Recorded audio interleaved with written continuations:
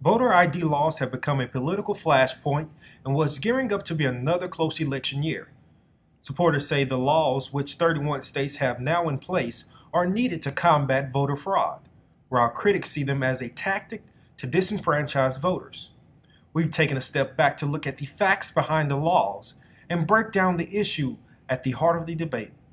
You know, a recent Supreme Court decision indicated that voting was an entitlement, and there were the changes to some of the sections where the southern states that have historically engaged in discriminatory activities at the polls no longer have to have pre-clearance from the Justice Department to make any changes such as voter identification at the polls.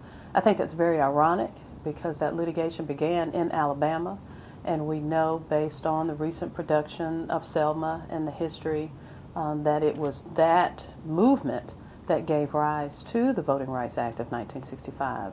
So for our now Supreme Court, nearly 50 years later, to say that states such as Alabama and Mississippi are no longer engaging in racial discriminatory activities, I think kind of belies the struggle that led to the passage of the act, and certainly what we've seen over the last two presidential elections, that there will still be these practices, irrespective of what the Supreme Court has said about supposedly race relations. Well, it's politically motivated to keep people, primarily those who are poor and off the grid, from participating in the political process. And to me that is anti-American, un-American. And nobody's calling Republicans treasonous when they are the ones who are being treasonous, and they're accusing Obama of being treasonous. And it's really upsetting that Democrats don't seem to get any teeth in their rhetoric and go after them.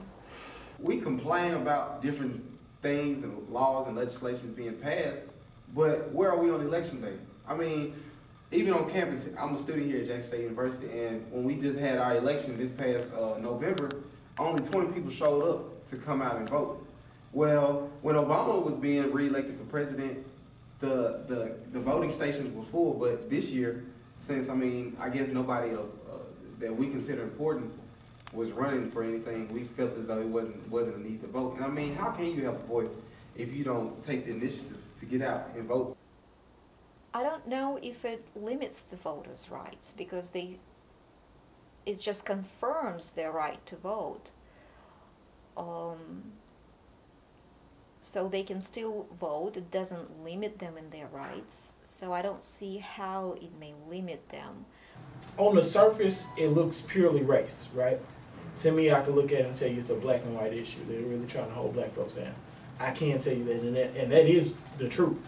However, if we look at it from bottom scale, this is a class war. This has always been a class war. And what this is saying is the people who are on the top want to make sure that the people on the bottom stay on the bottom, because that's where they make their money from, is the people on the bottom, because these are your number one consumers.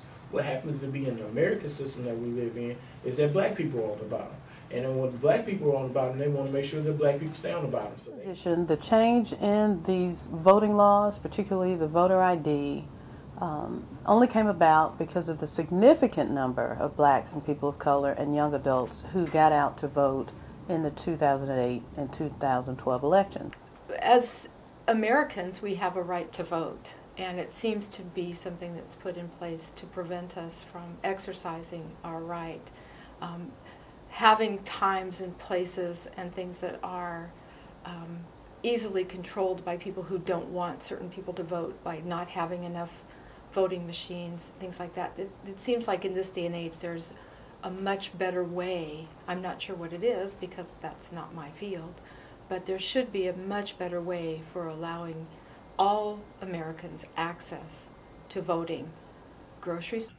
Opponents of the voter ID laws, which is sweeping the nation, points to the Voting Rights Act of 1965. In specifics, Article 2, Section 2.